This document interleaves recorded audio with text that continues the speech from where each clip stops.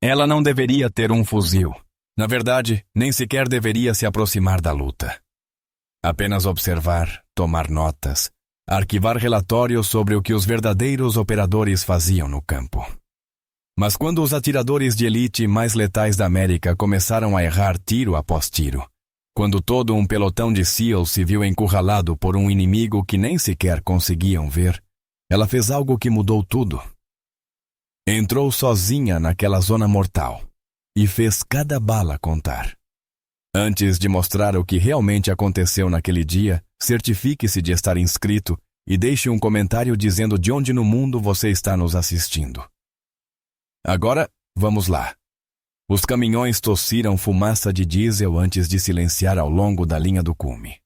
O sol afegão já era brutal as 08, tornando o metal quente o suficiente para queimar a pele e fazendo o ar tremer como vidro quebrado.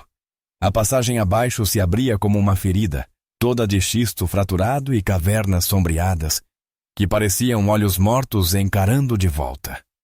O vento vinha em rajadas afiadas como lâminas, trazendo o gosto metálico da pedra aquecida e empurrando redemoinhos de poeira pelo vale em espirais preguiçosas, depois morrendo e retornando de outro ângulo. Era o tipo de vento que fazia os atiradores de elite xingarem e conferirem seus cartões de dados mais uma vez. A capitã Serena Miles desceu do segundo caminhão, as botas firmando-se em pedras que queriam deslizar. 30 e poucos anos, inexpressiva do jeito que militares de carreira aprendem a ser. Colete balístico padrão, M4 preso firme, binóculos compactos pendurados contra o colete. Nenhum rifle longo, nenhuma ótica sofisticada, nada que gritasse operador. O incomum não era o que ela carregava, mas como se movia. Enquanto os outros se ajustavam às rajadas, ela permanecia perfeitamente imóvel, cabeça levemente inclinada como alguém ouvindo música que só ela podia escutar. O chefe Blake Marris atingiu o solo correndo, depois vasculhou os pontos altos enquanto sua equipe descarregava. Aos 42 anos, movia-se com a agressividade controlada de quem conquistou seu tridente, tomando as decisões certas em lugares onde as erradas mandavam você de volta em caixões de alumínio. Seus SEALs se espalharam com eficiência casual. Sem drama, sem ordens gritadas, apenas setores designados e aquele silêncio particular antes do trabalho começar. O elemento de atiradores de elite seguiu para uma saliência serrilhada, oferecendo ângulos limpos para o vale. Só então Maris olhou para a convidada indesejada. Tem o que precisa, capitã. Neutralidade profissional. Mas seus olhos diziam que ele já fazia esse trabalho antes de o quartel-general começar a enviar observadores. Sim, respondeu Serena. Simples. Sem explicação. O suboficial Santos passou por ela com um telêmetro a laser. Não abaixou a voz quando resmungou. Perfeito. O comando nos mandou uma burocrata para nos ver trabalhar.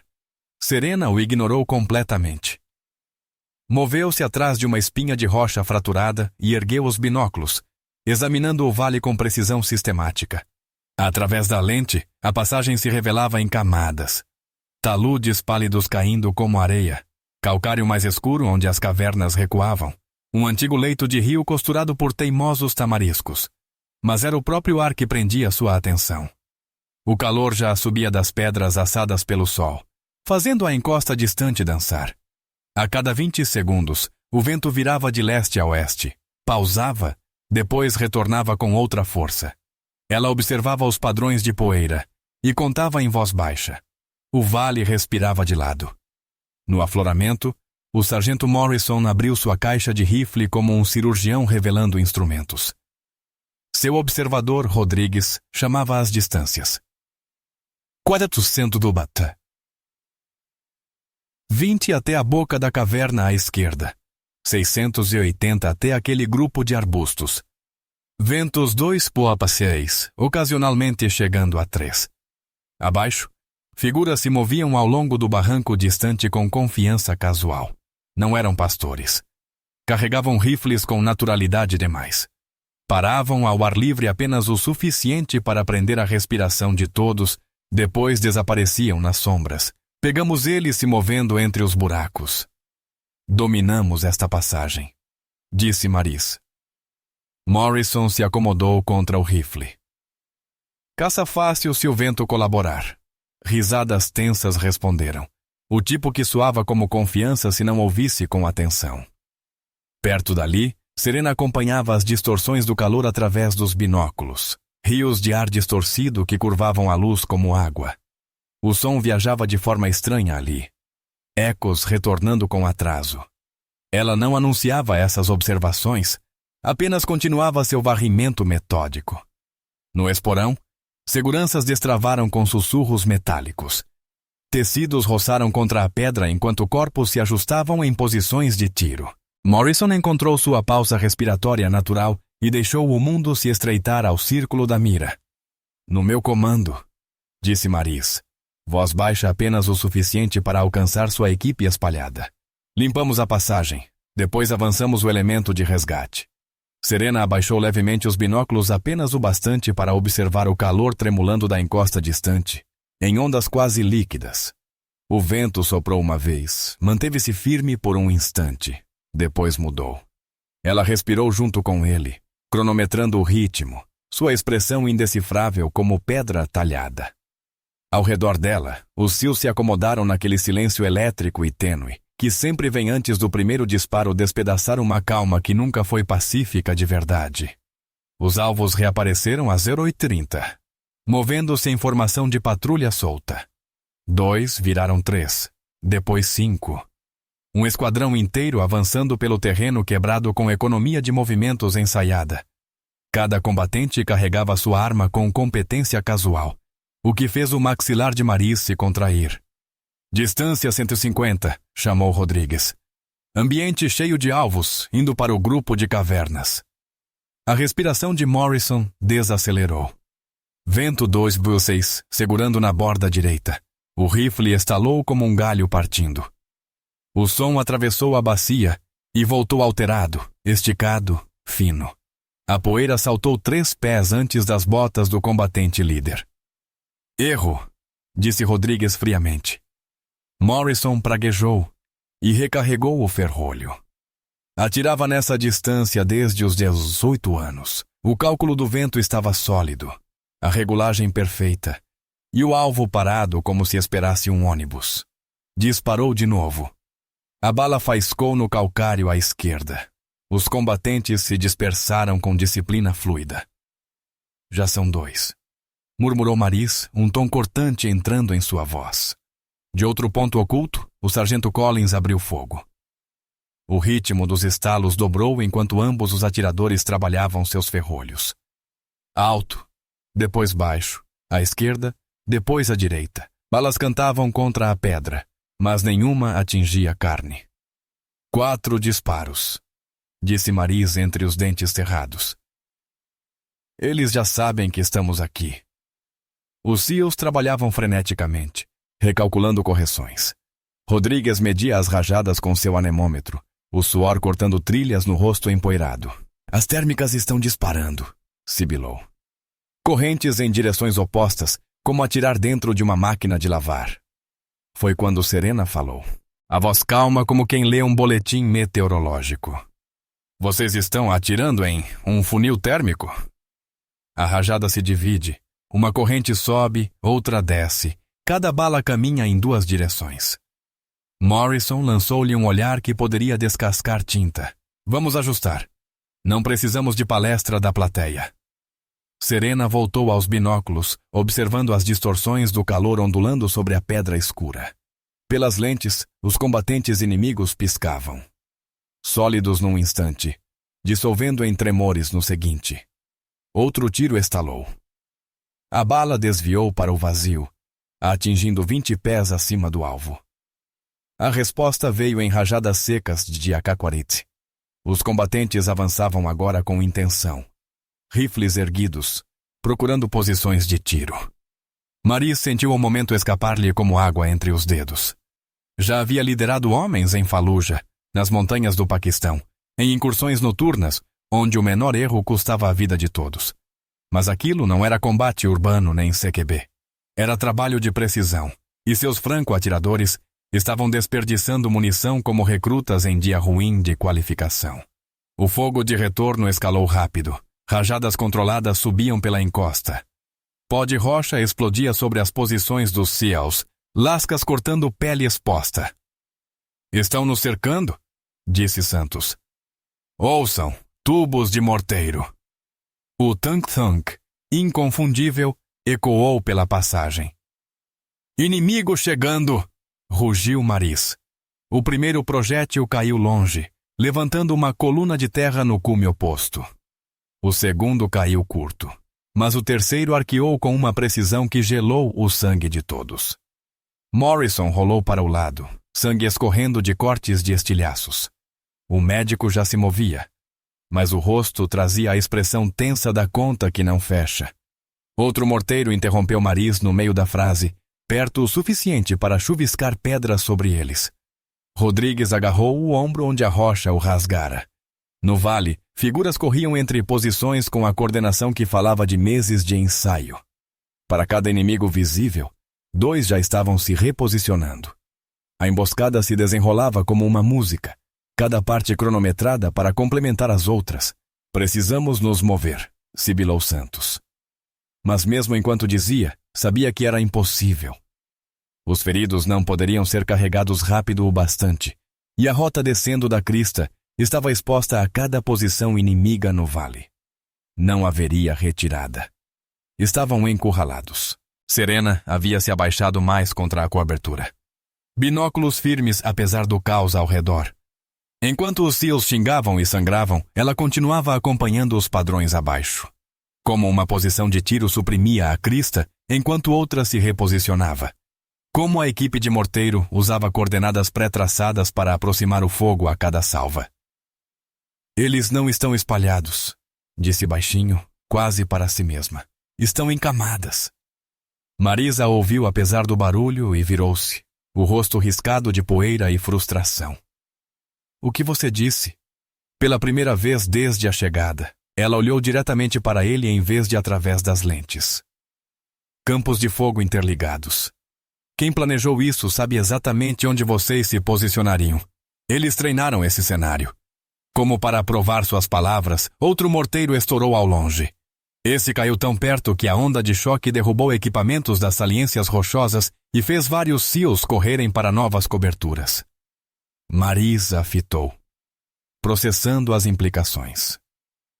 Já tinha caído em emboscadas de manual, já lutara para sair de zonas de morte desde Tritrit até Kandahar. Mas aquilo era diferente. Parecia que alguém havia estudado as táticas americanas, aprendido como os SEALs operavam, e montado uma armadilha feita sob medida para devorá-los vivos. E a mulher silenciosa com os binóculos, aquela que sua equipe tinha descartado como uma observadora de escritório, estava lendo o plano inimigo como se tivesse ajudado a escrevê-lo.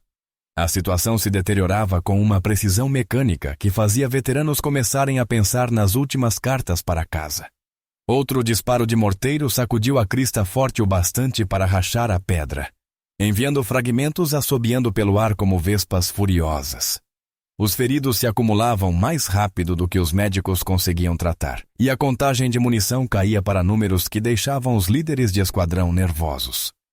Morrison, com o braço direito envolto em gás e ensanguentada, tentou manusear o ferrolho com a mão esquerda e quase deixou cair o rifle.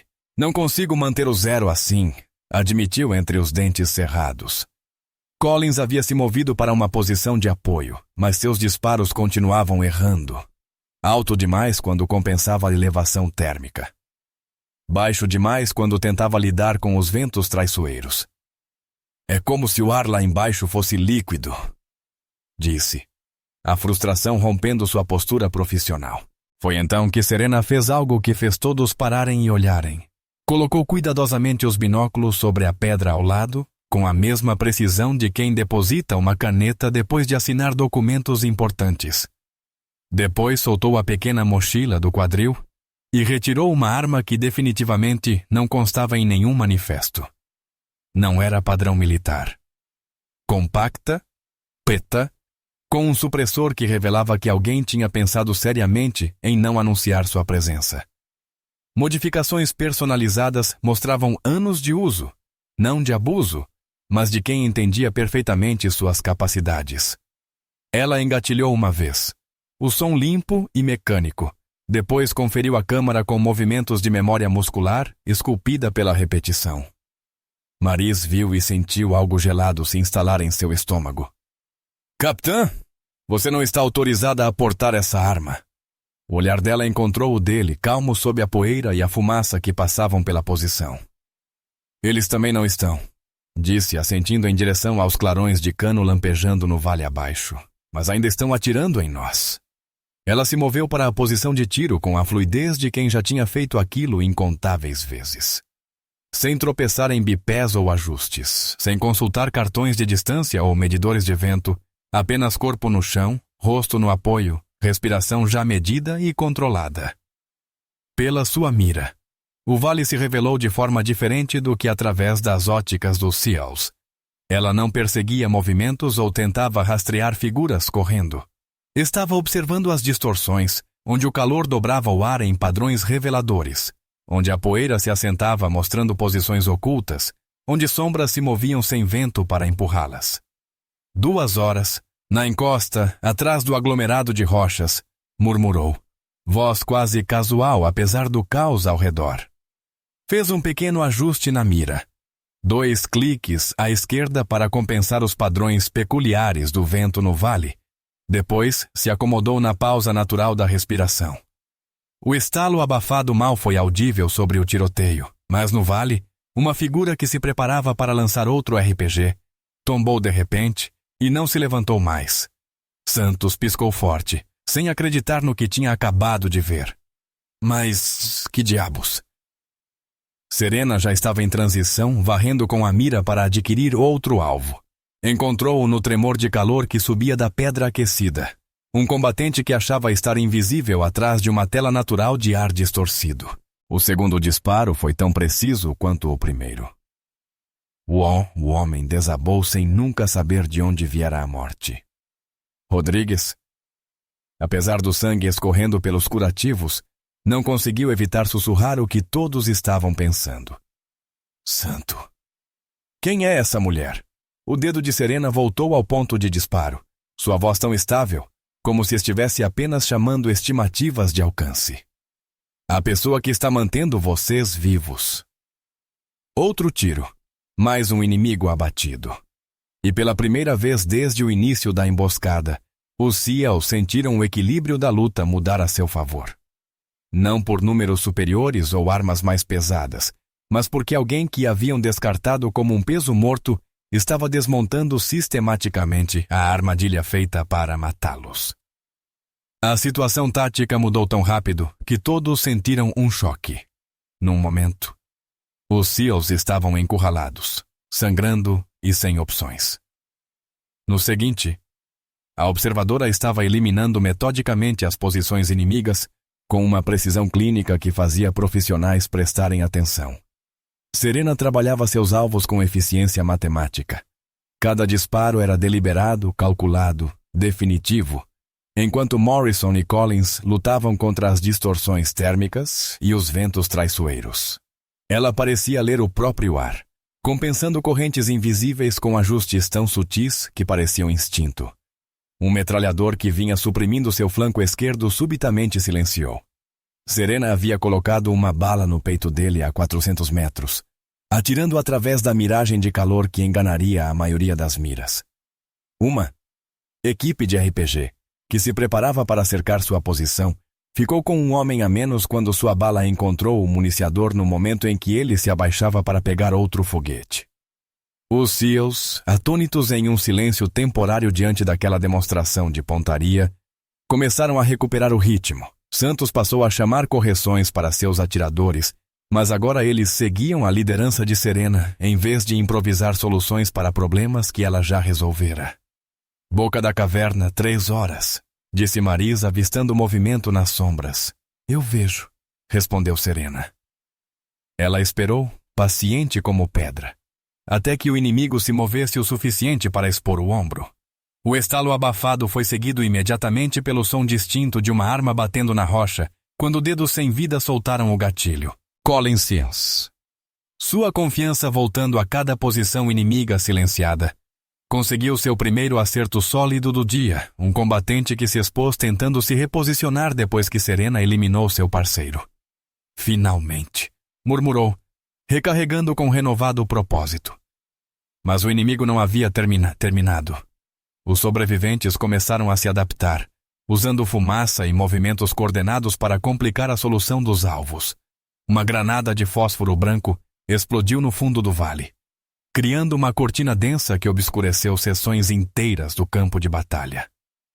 Estão se ajustando, observou Santos, rastreando o movimento pela luneta, tentando acompanhar o reposicionamento deles. Serena nunca parou de escanear. Mesmo quando a fumaça bloqueava o contato visual, ela observava os padrões, como as nuvens brancas se moviam nos ventos irregulares do vale, onde se rarefaziam o suficiente para revelar lampejos de movimento, como o som se propagava diferente através da névoa química. Um clarão de disparo cintilou por um instante através da cortina. A maioria dos atiradores teria ignorado, considerado imaginação ou ilusão óptica. Serena colocou a bala exatamente onde o clarão havia surgido. A fumaça se abriu, revelando uma figura tombando para trás nas rochas. Tiro impossível, murmurou Morrison, observando pela mira, apesar do braço ferido.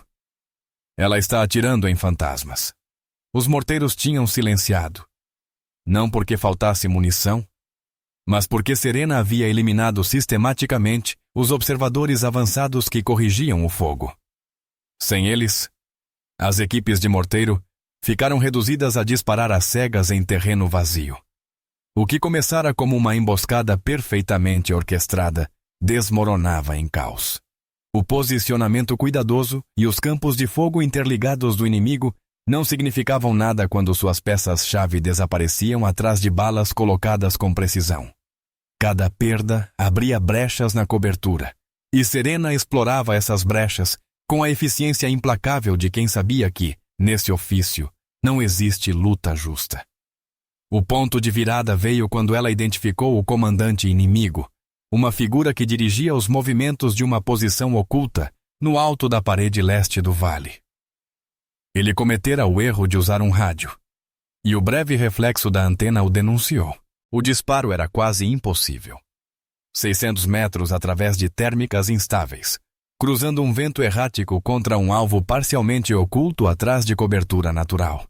Serena respirou com o ritmo do vale, deixando a retícula assentar com a paciência de quem sabe que certas oportunidades só aparecem uma vez.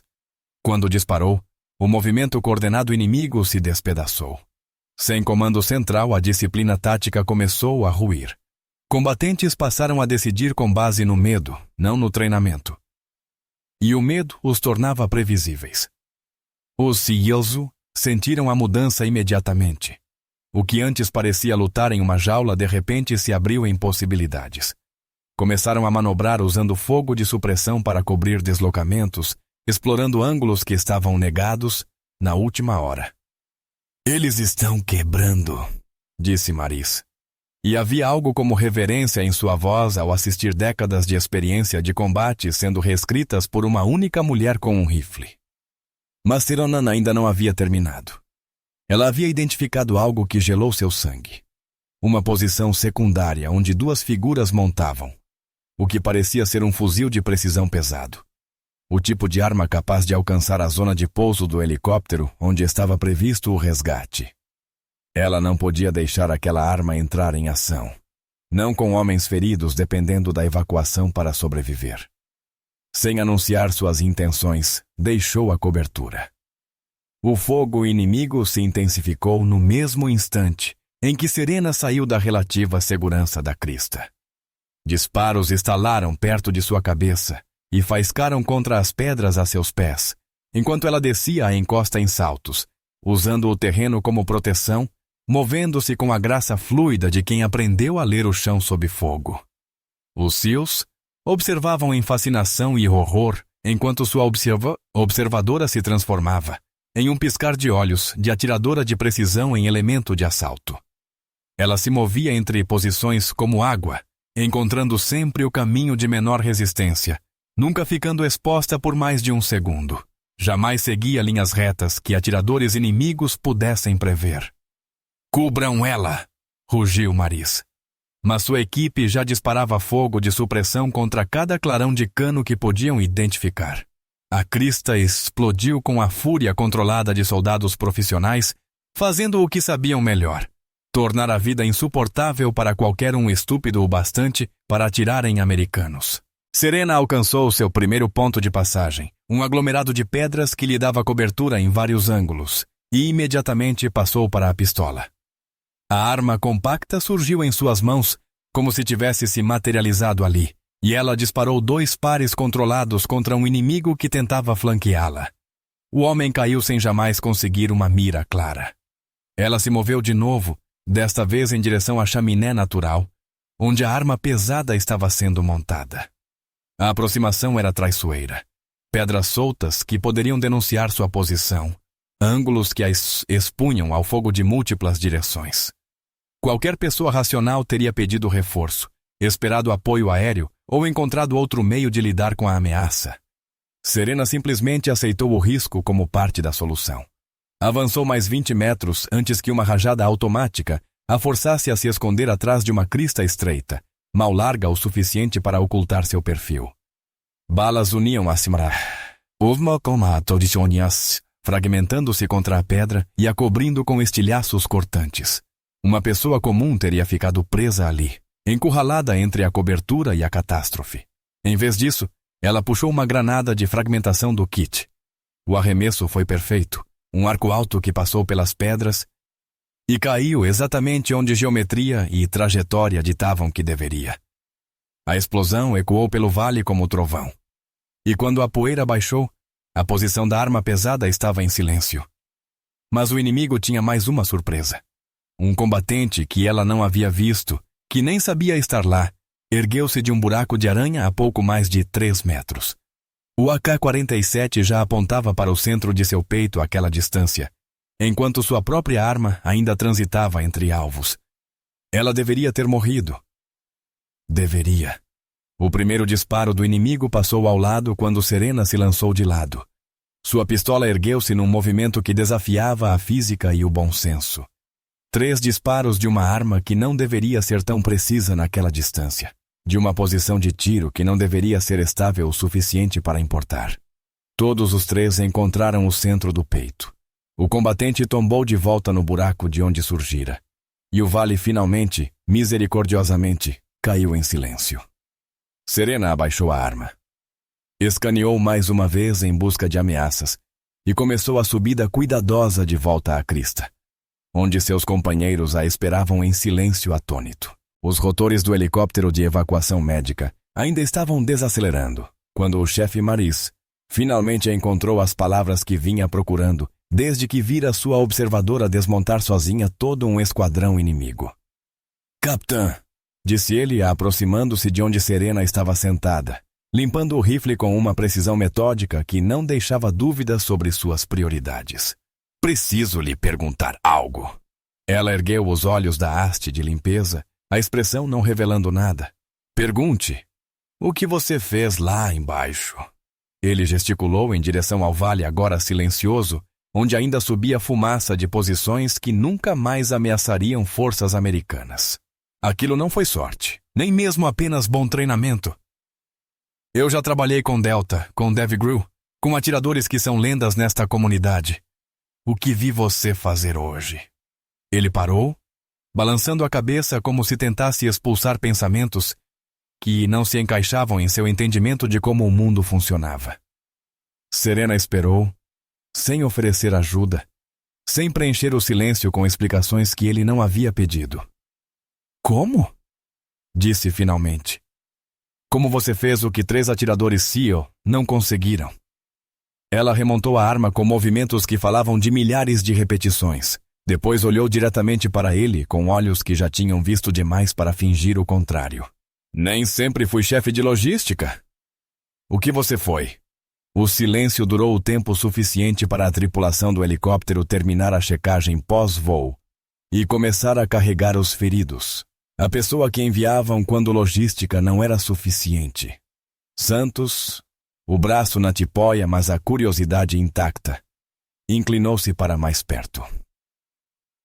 Qual unidade? Qual comando? O sorriso de Serena mal era visível e não chegava aos olhos, do tipo que não existe nos organogramas. Ela se levantou, pendurou o rifle no peito com a naturalidade de sempre.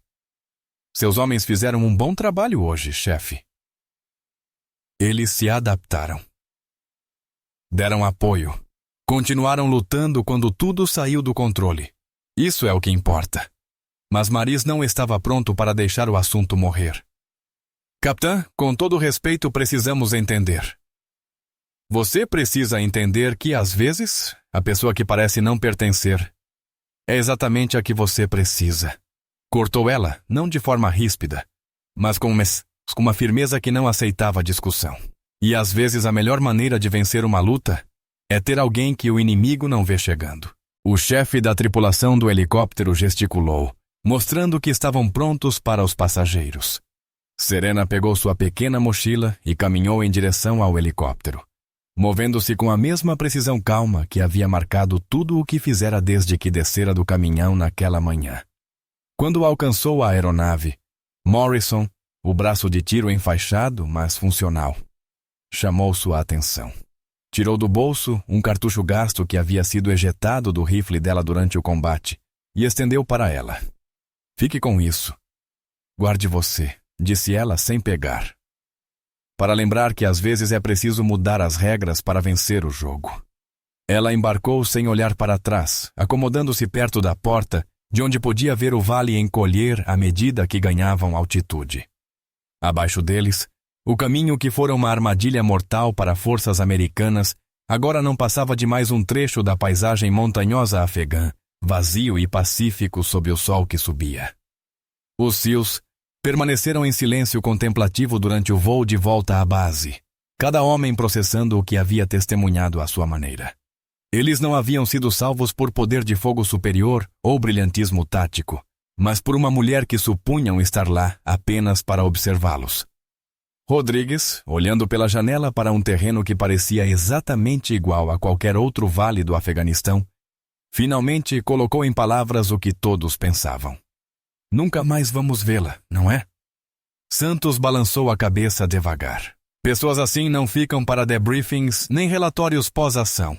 Elas simplesmente desaparecem. Morris estava sentado em frente ao lugar onde Serena estivera, estudando o espaço vazio como se pudesse revelar segredos. Sua equipe estava viva porque alguém interveio quando as táticas convencionais falharam. Alguém que havia descido sozinho a uma zona de morte e saído vitorioso contra probabilidades impossíveis. Alguém que nunca deveria ter disparado um único tiro. O cartucho que Morrison ainda segurava na mão boa captou a luz que entrava pelas janelas do helicóptero. Mais tarde, ele mandaria gravar nele uma única palavra: respeito.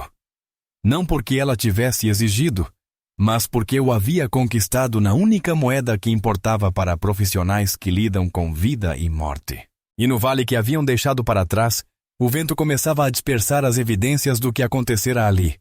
Cartuchos vazios, sangue sobre pedra e o eco persistente de uma precisão que havia salvado vidas americanas. Mas a lição permaneceria, gravada na memória pela lâmina afiada da experiência. Nunca presuma que a pessoa mais silenciosa na sala é a menos perigosa.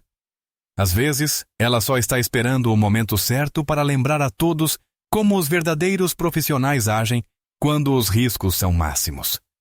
Você já julgou alguém errado pelas aparências apenas para descobrir que era exatamente o que a situação precisava? O que teria pensado ao ver atiradores de elite falharem tiro após tiro, enquanto ela acertava todos os alvos com perfeição? Você acha que existem pessoas como ela andando por aí em trabalhos comuns, escondendo habilidades que poderiam mudar tudo em uma crise? Deixe seus pensamentos nos comentários abaixo. Nós lemos cada um deles se esta história lhe lembrou que as pessoas mais perigosas muitas vezes são aquelas em quem você nunca suspeita. Aperte o botão de curtir e inscreva-se para mais histórias sobre guerreiros ocultos. Compartilhe isto com alguém que saiba que profissionais silenciosos cumprem a missão enquanto todos os outros ainda estão falando sobre ela. Mais histórias sobre heróis escondidos à vista de todos estão esperando na sua tela. Assista às próximas e nos vemos amanhã com outro lembrete de que as aparências podem enganar. Até lá, lembre-se: o lobo não se anuncia às ovelhas,